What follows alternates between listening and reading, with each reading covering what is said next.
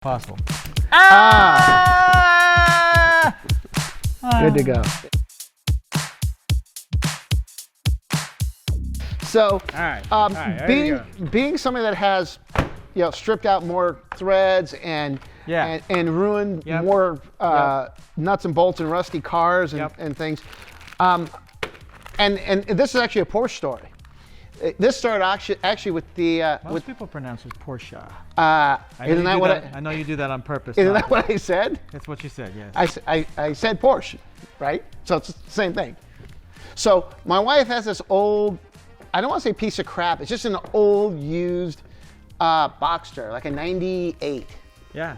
And great car. So after years of abuse, the latch that pulls this, I can't say it because we get bleeped and we get R-rated.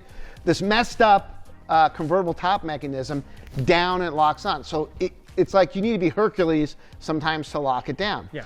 Well, the cheap ass welds that hold the two bolts or whatever, that hold the bracket that it latches to, pull right out of the car. Of course.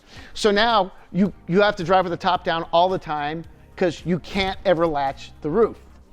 And I'm looking at this, let's take it to the Porsche dealer. Those guys are good guys. They'll help us out. They should be able to fix this because we can't be the only one with, badly engineered You're not, stuff. and they won't. So we go, they go, oh yeah, no, we can fix that. We have to weld in 2 bolts and it's $800. And I go, let's see, let me think about this. And no, just put it back together. We'll take it home. So I'm now thinking, there's got to be a way to fix it. What made you think going to the dealer would result I don't in know anything about Porsches. Would result in a different outcome from that? Isn't that it was naive. Almost obvious. It was. I thought that maybe they knew the secret. They had a plate that they could put in. I don't know. Needless to say, I'm dying to see what is in this magic case to it. now. I don't want to get to it too soon. It's pretty heavy duty. It says rivnut nut cert kit. Yes, and there is another type of these that's similar, but we won't get into those. But the rivnuts are the common ones, and they come in stainless. I think this must be interesting to people because actually I'm interested in this right now. I've not seen any of the stuff inside of this case. Well, of course we're now at a glacial pace of progression. But there are different sizes, different threads. You can get them in stainless. I use Sandy. Open the case. Okay. Oh well. Would you stop it? Okay. All right. So we should open the case. Don't unlock it. Oh. Okay. So wow. After doing the Porsche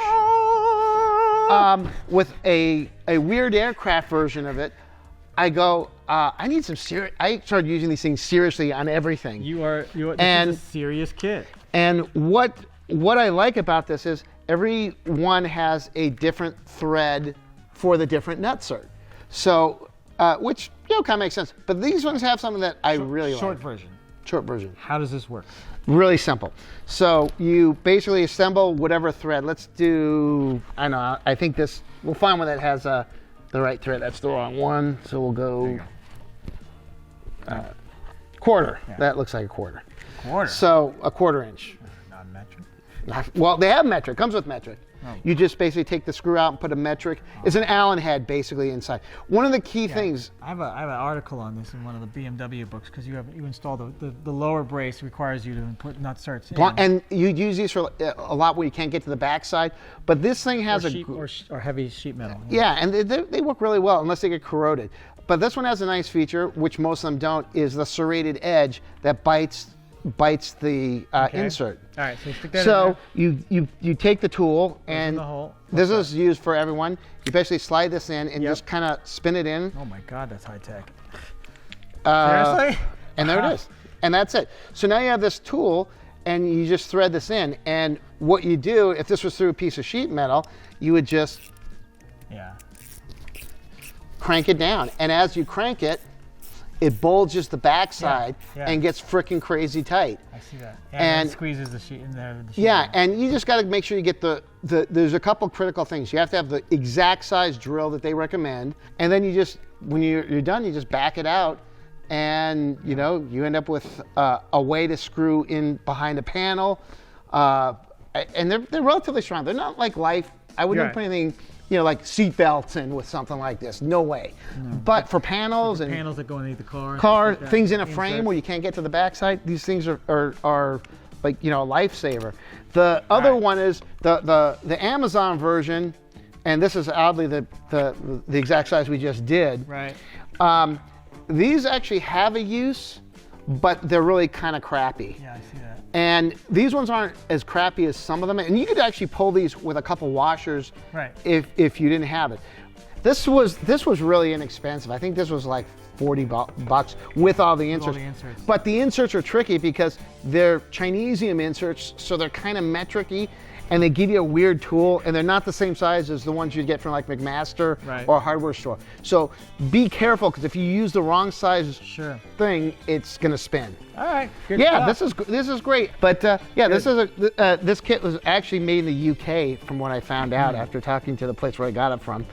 And they sell a smaller version of it with I think just US, but it's not even really different. All the holders are the same, because it's just an Allen wrench, an Allen bolt inside, or a hex head, or we're not hex head, but socket head. All right, that's it. Sounds good. Yeah, super useful. What else we got? Some more stuff, I'm sure. Snoopy Band-Aids. Oh, those are always helpful. Oh yeah. These are nice. Look at that. They're Snoopy Band-Aids. They are Snoopy Band-Aids. They're like, they're are you stickers or Band-Aids? Those are bandages. It says bandages. Did they look stickers? These stickers came. I gotta open one. I apologize. Use my Snoopy Band-Aids? Yeah, because I love this kind of stuff. Like SpongeBob Band-Aids, had those for years. Yeah. Oh, look at these, got a little heart. Oh, I see. There you go. Band-Aid on with a little heart and a sticker. Yeah, the Band-Aids on the back. There you go. Good for little boo-boos, I guess. All right, let me save your life. Hang on. Wait. And this is, of course, sterile with my Ferrari greased up hands. Let's be as authentic as possible. Good to go. There you go. I like those. That's awesome. I don't think that's going to turn out to be funny. But, no, I don't know. My normal mode of shop bandage is a paper towel and blue tape. So I had to donate $100 to get this. I have no idea what it looks like, but I said, you know what? I want that for $100. So thank you for your generous gift Dear Wayne, to the Institute during Gifting Tuesday, MIT Annual Giving. Do you know what this is? Can you guess what it is? OBD2. No, it's not from mobile. No, MIT, a calculator. It's getting close. A metric tape measure? I hope it's metric. They don't do that. They don't do that at MIT yet, do they? Look at it, the label's all crooked. Yeah. I can't imagine where that would be made. This is exactly like the Harbor Freight ones that we're putting our... There you go, metric American. Metric and American. Okay, so that's got a redeeming quality on it. All right, I think the box is actually nicer than the tape measure, though.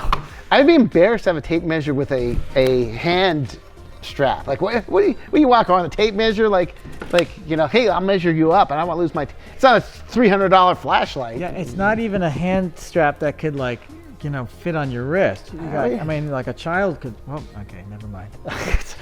But it's a nice look for you. We'll start a new trend. It's now permanent part cheap of my tape wrist. measure. Cheap. Look, put that with your $9 multimeter. Measure up something with that, and then you measure some voltage. You're under $20 for tape, and the accuracy is right on the money. All right, the guy who wants to do fundraising emailed me this morning. I'm gonna tell him that no, I'm not gonna meet with you because your tape measure is too piece of crap.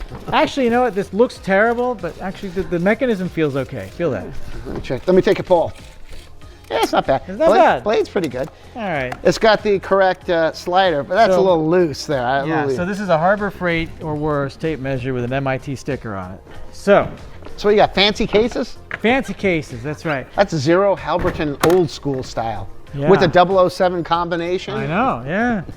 So if the not this one, but the other one, if the building catches on fire, you have a list of things in your head that you grab. Well, if it's in that corner and you got to grab a few things that are absolutely almost irreplaceable, well, everything in here is grab fairly.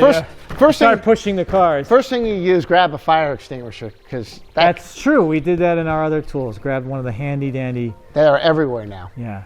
So this is interesting, and I'm sure we won't show this until we actually start working on the race cars. But this is a factory Bosch motorsports testing chip programming computer for the Group C cars, and that is about all I know.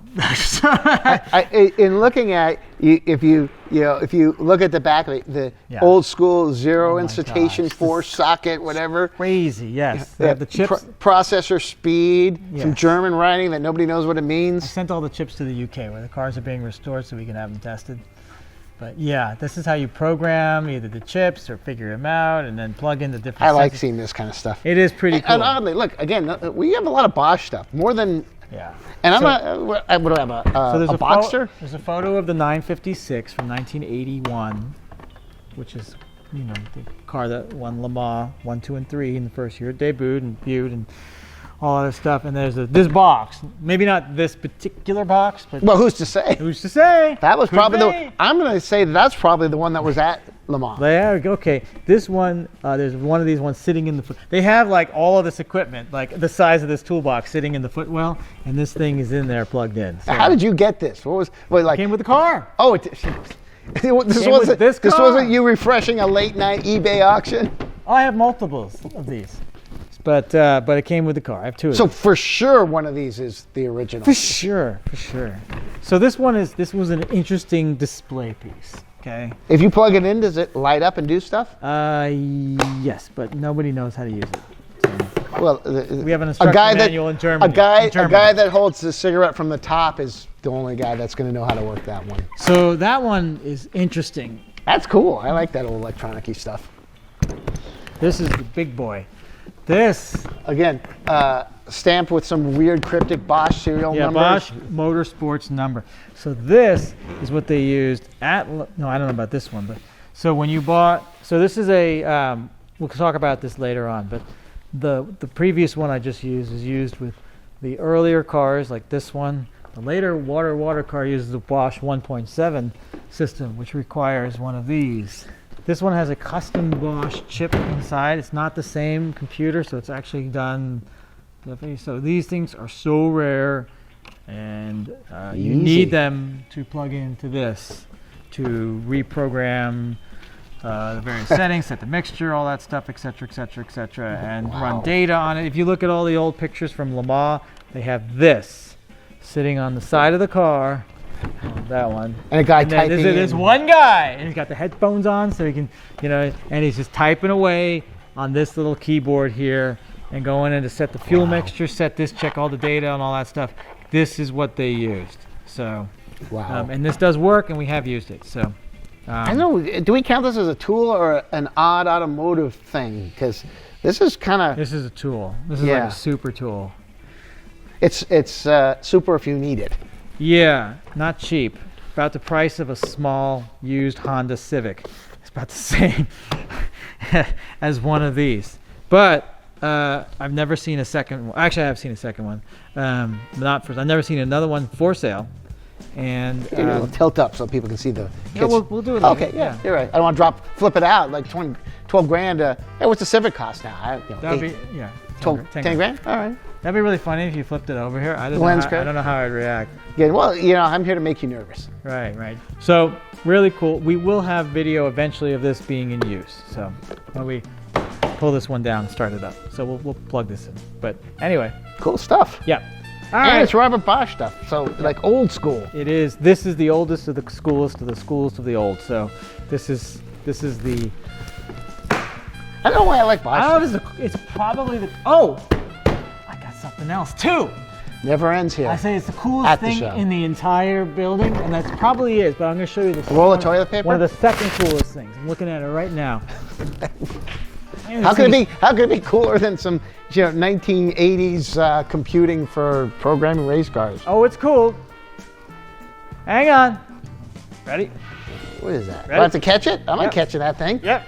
Yeah. Was it weighs nothing? Nothing. Solid titanium. Holy cow. Look at that thing.